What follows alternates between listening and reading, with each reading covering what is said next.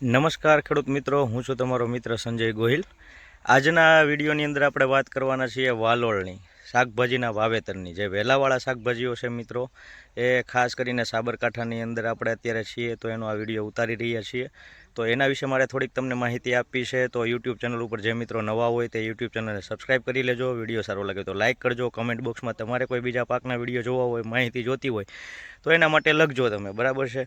તો વાત કરીએ આપણે જેને કહીએ આપણે વાલોળ પાપડી, બરાબર છે। તો એની અંદર અલગ અલગ બધી વાલોળની જે શાકભાજી વેલાવાળા છે એનું આપણે વાત કરીએ તો મેળા સિસ્ટમથી આખા ખેતરની અંદર થાંભલા નાખી તાર બાંધી અને વેલાને ઉપર ચડાવવામાં આવે છે, બરાબર છે। અને આ રીતે જો પાટલું ખાલું હોય છે। આપણે ડ્રીપ સિંચાઈ પદ્ધતિથી આ પાકની અત્યારે જોઈ રહ્યા છીએ।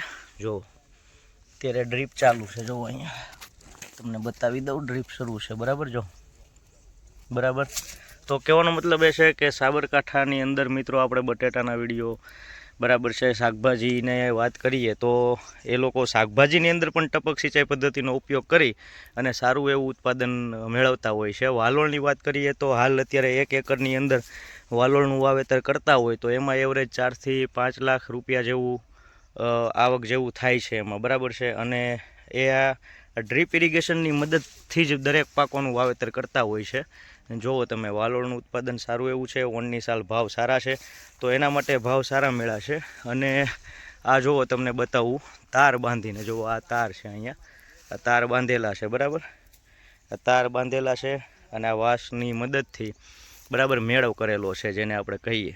તો આ મેળા સિસ્ટમથી 1 એકરની અંદર ખેડૂતો વાવતા હોય છે, વધારે પણ વાવતા હોય છે, પણ આ તો 1 એકરનો અંદાજ એવો છે કે એમાં વીઘે 1 લાખ સવા લાખ જેવો ખર્ચો થાય અને 5 લાખ જેવું શાકભાજી ઉતરતું હોય છે। તો એ સારું એવું ઉત્પાદન અને સારું એવું આવક આપણે ગણી શકીએ।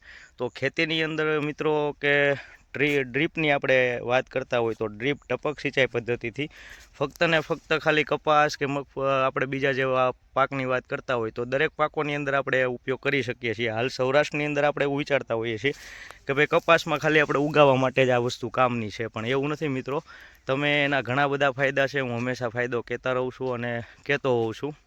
જુઓ આ વાલોળ, તો મિત્રો ટપક સિંચાઈ પદ્ધતિથી આપણને ખૂબ સારા એવા ફાયદા થાય છે। ફક્ત કપાસ નહીં પણ તમે ઘણા બધા પાકોની અંદર, મોટા ભાગના પાકોની અંદર તમે ટપક સિંચાઈનો ઉપયોગ કરી અને કંઈક નવું અલગ અને આધુનિક ટેકનોલોજી સાથે વાવેતર કરી અને આપણે મહેનત કરીએ તો ખેતીની અંદર પણ આપણને સારી એવી આવક મળી શકે છે। આવા જ હેતુથી આવા જ ખેડૂતોને આવી અવનવી અલગ અલગ માહિતીઓ આપણે આપતા રહીએ અને એમને નવી નવી માહિતીઓ મળતી રહે એ માટે હંમેશા હું આવા અલગ અલગ વિડીયો મૂકતો હોઉં છું અને માહિતી આપતો હોઉં છું। જો આ આખું ડ્રીપ સિંચાઈનું ફિટિંગ છે અને બંને સાઈડ પ્લોટ છે, બંને સાઈડ વિભાગ છે।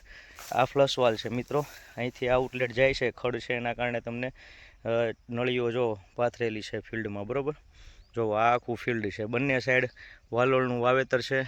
આ રીતે મેળા અને ટેકા મારી અને તાર બાંધી અને એની ઉપર વેલા ચડાવેલા છે।